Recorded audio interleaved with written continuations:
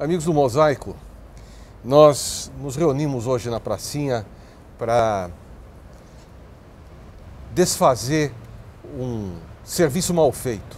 Nós demos um espaço para uma lista de candidatos da comunidade e o Frederico ficou de fora.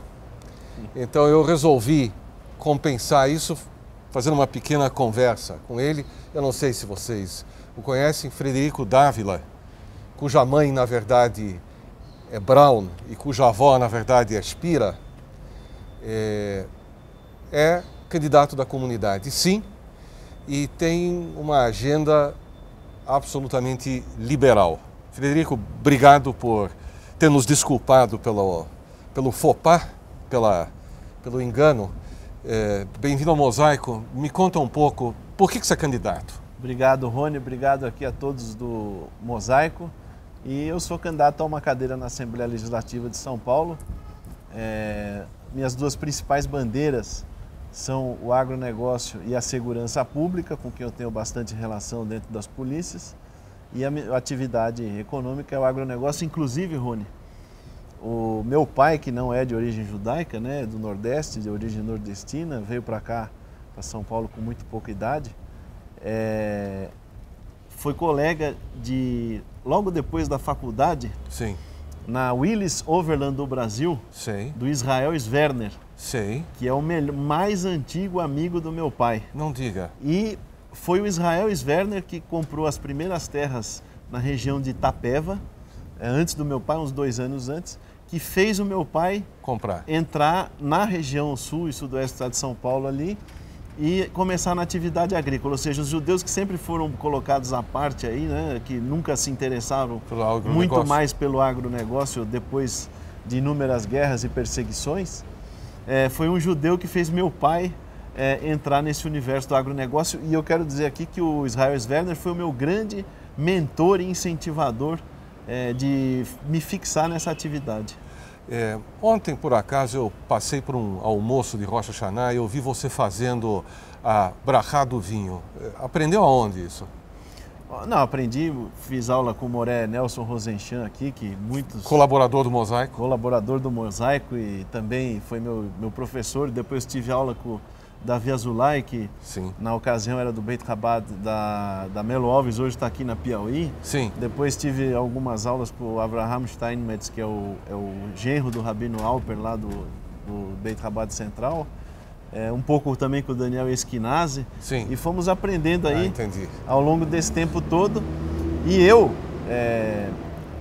poucas pessoas sabem dessa história, se não fosse eu particularmente, o judaísmo teria morrido na nossa família, porque meu avô é daqueles, meus avós, meu avô principalmente é daqueles que vieram da guerra com um peso muito forte de ter sido perseguido porque era judeu. Sim. Então tudo que eles queriam esquecer na vida é que ele era judeu. Entendi. Não educou nenhum da minha mãe e dos meus tios para ser religioso, para seguir as tradições nem nada, e fez de tudo para que fosse o mais amalgamado possível na sociedade brasileira que eles estavam. Mas você imagina, meu avô com 27 anos, meus avós, né, já tinham morado em 5 países diferentes. Uhum. Bom, eu tenho a impressão que você, pelo número de professores que você teve, você sabe mais do que eu.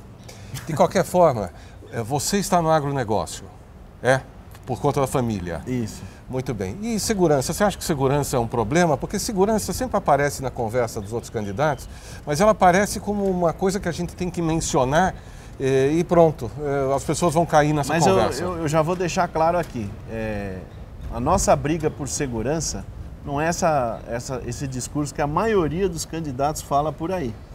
Porque se nós continuarmos com a legislação de segurança que nós temos no país hoje, nós não vamos evoluir nada.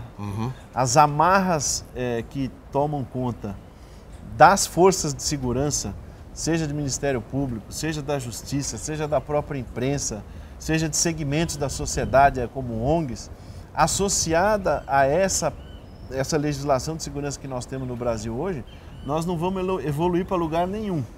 Então a minha atuação na Assembleia será bastante restrita no âmbito de modificar esse tipo de situação, mas creio eu que, se Deus quiser, o meu candidato a presidente foi eleito, eu gostaria de interferir junto a ele justamente para mudar a política nacional de segurança e a legislação. Você acha que a polícia fica muito presa a orientações, ao risco de ser processado? É por aí? Eu vou dar um exemplo aqui. De semana passada nos Estados Unidos teve um desses sequestros rápidos, que o fulano entra numa loja de conveniência, toma de assalto ali os funcionários e aí a polícia chega, né? Nos Estados Unidos ela chega bastante rápido e aí acabou que libertaram os reféns e teve uma troca de tiros e o bandido foi morto um dos bandidos foi morto com 68 tiros.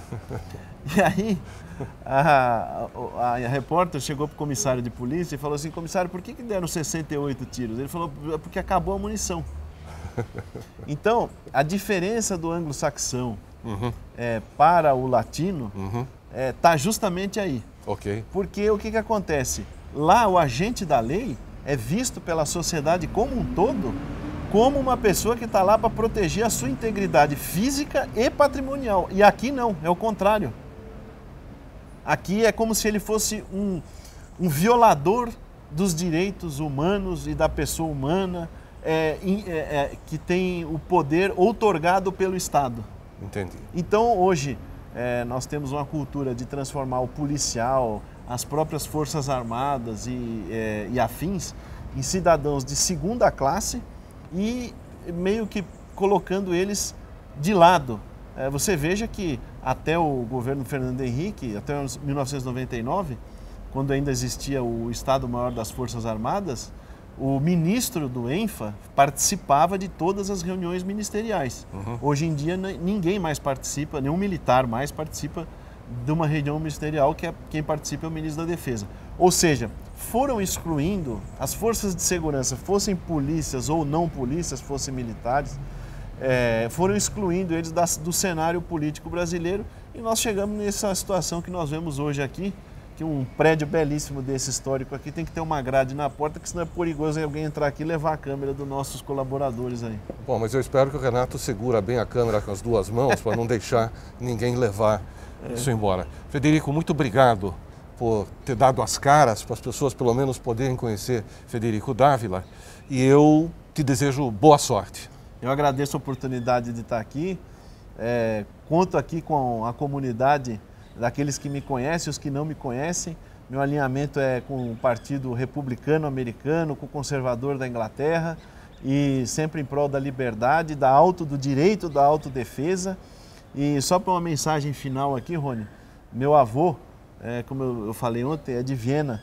Então, graças a Deus, a informação da perseguição chegou para ele antes do pior acontecer e ele conseguiu, graças a Deus, fugir. Ainda sofreu a perseguição na Holanda, mas ele sempre me falou: a melhor forma de se defender é mostrar que você tem força. O nosso povo, o povo judeu, enquanto não tinha o Estado de Israel, enquanto não tinha uma força militar bastante importante e temida como tem hoje, nós sempre fomos massacrados e sempre fomos perseguidos. E agora essa realidade não existe mais. Muito bom. Amigos, o Mosaico volta já já.